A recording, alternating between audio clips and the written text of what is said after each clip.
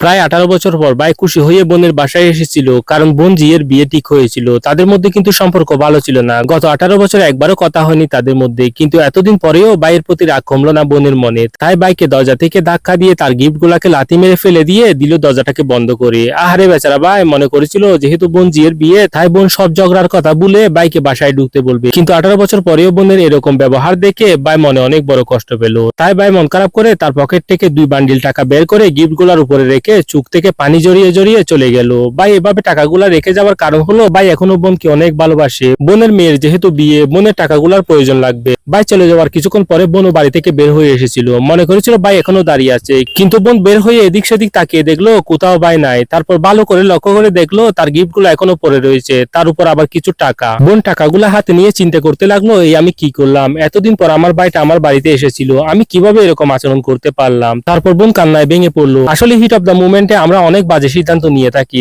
তাই আমাদের যে কোনো মুহূর্তে মাথা ঠান্ডা রাখা উচিত।